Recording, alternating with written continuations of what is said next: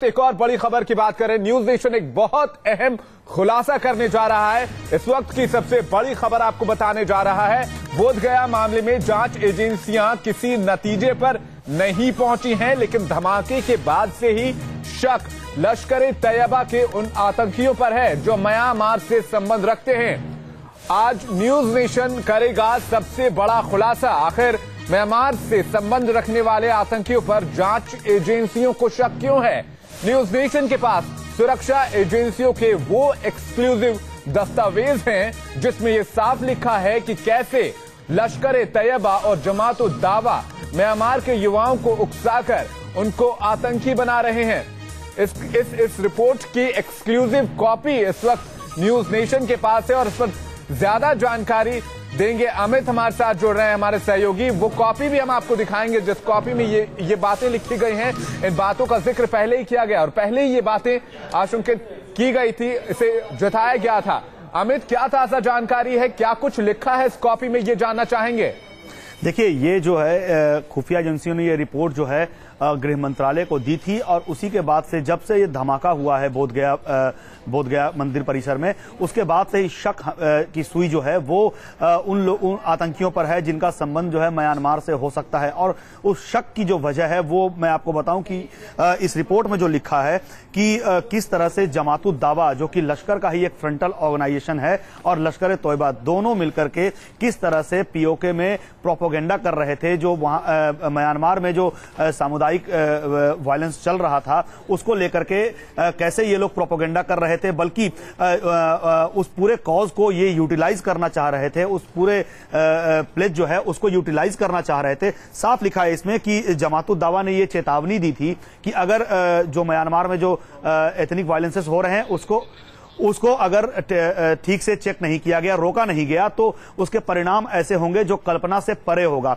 लेकिन और मैं आपको बताऊं कि जो लश्कर-ए-तोयबा है और जो जमात-उद-दावा है, लश्कर का ही फ्रंटल ऑर्गेनाइजेशन, उसके तमाम लीडर्स इस प्रोपोगेंडा को फैलाने में लगे थे। और इस दस्तावेज में मैं आपको दिखाऊं कि यह भी लिखा है कि कैसे लश्कर-ए-तोयबा जो है वो अपने लिंक्स जो है वो वहां मजबूत करने पर लगा था। और वहां के दो उनके जो लोग हैं लश्कर-ए-तोयबा के, जिनका नाम शफीउल आलम और मोहम्मद नूर आलम है, इन दोनों को रेस्पॉन्सिबिलिटी दी गई थी कि म्यांमार में जो रोहिंग्याज हैं उनके युवाओं को वो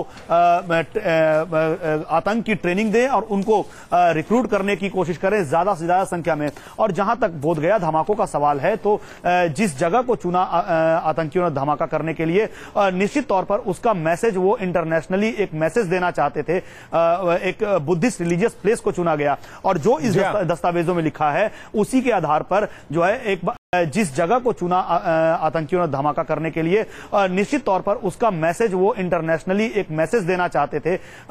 एक बुद्धिस्ट रिलीजियस प्लेस को चुना गया और जो इस दस्तावेजों में लिखा है उसी के आधार पर जो है एक एडवाइजरी भी जारी की गई थी 1 महीने पहले, जिसमें यह कहा गया था कि पटना और बोधगया में हमले हो सकते हैं। तो कहीं ना कहीं हम कह सकते हैं कि ये जानकारी, ये सुगबुगाहट पहले से थी कि कोई किसी बुद्धिस्ट रिलीजियस प्लेस को निशाना बनाया जाएगा। हालांकि अभी तक एनआईए किसी नतीजे पर नहीं पहुंची है, लेकिन जो इन दस्तावेजों में लिखा है, जो कि खुफिया एजेंसी ने भेजा है, गृह मंत्रालय को भेजा था, उससे साफ है कि कहीं ना कहीं जमात-उद-दावा और लश्कर-ए-तोयबा म्यांमार में जो एक समुदाय के साथ वायलेंस हुआ है उसको यूटिलाइज करने की कोशिश कर रहे हैं। अमित, बड़ा सवाल यह है कि यह कॉपी गृह मंत्रालय को सुरक्षा एजेंसियों की तरफ से कब भेजी गई थी, कितना वक्त हो चुका है इसे? देखिए, ये कॉपी जो है, जो रिपोर्ट है खुफिया एजेंसियों की, वो धमाकों से पहले ही भेजी गई थी और निश्चित तौर पर इसी के बाद एक अलर्ट भी जारी किया गया था, जो हमने पहले ही दर्शकों को हम बता चुके हैं कि एक अलर्ट दिया गया था बोधगया और पटना के लिए। लेकिन वो अलर्ट जो है कितना सटीक था इस पर ये साफ नहीं था। लेकिन जहां तक हम इन दस्तावेजों की बात करें तो इसमें साफ लिखा है कि किस तरह से सीढ़ियां तैयार की गई। हमारे साथ भरत वर्मा जुड़ रहे हैं, रक्षा विशेषज्ञ, इस वक्त उनके पास चलते हैं, फोन लाइन पर हैं।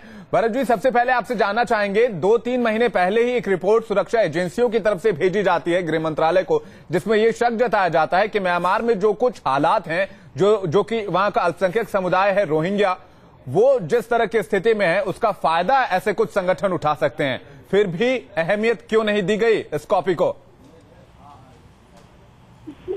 ये खबर टाइम टू टाइम आती है। इंटेलिजेंस एजेंसी ने अगर ये भी खबर दी है कि कोई बुद्धिस्ट प्लेस पर धमाका हो सकता है, बोध गया जैसी चीज, तो सरकार ने उसका क्या किया? क्योंकि सरकार के पास कोई पॉलिसी है नहीं इसको काउंटर करने की। तरीका इसका एक ही होता है कि जहां से ये रिपोर्ट आई है, एक इंटेलिजेंस एजेंसी को पता है ये कहां से रिपोर्ट आ रही है, उस एरिया को न्यूट्रलाइज करना पड़ता है, उस पर काउंटर टेररिज्म का एक गेम प्लान बनाना पड़ता है कि ये जहां से भी आ रही है उस इलाके को कैसे हम न्यूट्रलाइज करें। लेकिन उसमें पॉलिटिकल सपोर्ट और गवर्नमेंट का सपोर्ट चाहिए होता है। अगर गवर्नमेंट आपके इंटेलिजेंस एजेंसीज के कोवर्ट ऑपरेशंस में हाथ बांध देगी, आप न्यूट्रलाइज नहीं कर सकते ये धमाके जो है, क्योंकि इसमें एक बहुत अहम चीज है, भारत के अंदर कोई कम्युनल टेंशन नहीं है, तो भारत को टारगेट क्यों बनाया जा रहा है? भारत किसी के ऊपर अटैक नहीं कर रहा। भारत किसी भी तबके को या सेगमेंट को, सोसाइटी के, सबको फंडामेंटल राइट्स दिए हुए हैं। तो भारत को क्यों टारगेट बनाया जा रहा है? भारत को इसलिए बार बार टारगेट बनाया जा रहा है क्योंकि ये खेल या भारत में खेल सकते हैं, अमेरिका के अंदर नहीं खेल पाते, क्योंकि अमेरिका इनकी धज्जियां उड़ा देता है। JUD हो जाए तो भारत सरकार क्यों नहीं काउंटर गेम प्लान बनाती? उन्होंने क्यों अपने इंटेलिजेंस एजेंसीज के, अपने सिक्योरिटी फोर्सेस के हाथ बांधे हुए हैं? क्यों इन लोगों ने नई दिल्ली में चूड़ियां पहन के ये लोग बैठे हैं? सवाल ये उठ रहा है। जी हाँ, भरत जी, ये जानना चाहेंगे कि भारत के प्रोस्पेक्ट में म्यांमार की क्या अहमियत है, और म्यांमार और भारत के रिलेशंस अगर सुरक्षा के लिहाज से देखें तो क्या मायने रखते हैं? म्यांमार में चीन का जो इन्फ्लुएंस है वो बहुत ज्यादा बढ़ गया है, जो हमारे लिए खतरनाक साबित होता है। इसलिए हमको म्यांमार डेमोक्रेसी की तरफ जा रहा है, तो हमें म्यांमार को इस समय सपोर्ट करना और उससे अच्छे संबंध बनाना, जिससे चाइना का वहां पर इन्फ्लुएंस कम हो सके और डेमोक्रेसी का इन्फ्लुएंस बढ़ सके, जिसमें सब डेमोक्रेसी शामिल है। इंडिया को एक बहुत डिसाइसिव स्ट्रेटेजी उसके साथ बनानी पड़ेगी, और म्यांमार में बहुत गुडविल है भारत के लिए, उसको इस्तेमाल करना पड़ेगा। म्यांमार के जो इंटरनल मैटर्स हैं वो म्यांमार के लोगों ने सॉल्व करना है, लेकिन अगर उसका इम्पैक्ट हमारे ऊपर हो रहा है तो हमारा काउंटर गेम प्लान क्या है? हमारा काउंटर गेम प्लान कुछ भी नहीं है। देखिए, बिहार में जो मैं आपको एक सिंपल उदाहरण देता हूँ। बिहार में जब ये हुआ, अटैक हुआ, तो क्या सलूशन निकाला वहां की सरकार ने? वहां की सरकार ने कहा कि उन्होंने अपना पल्ला झाड़ लिया और बोला CISF आके उसको देख रेख करे ऐसी सेंसिटिव प्लेस को। उन्होंने ये नहीं कहा कि मैं अपनी पुलिस फोर्सेस को मॉडर्नाइज करूंगा, रिफॉर्म करूंगा, उनकी इंटेलिजेंस गैदरिंग कैपेबिलिटी बढ़ाऊंगा, जिससे ऐसी चीजें ना हो। तो उन्होंने एक वो पल्ला झाड़ लिया।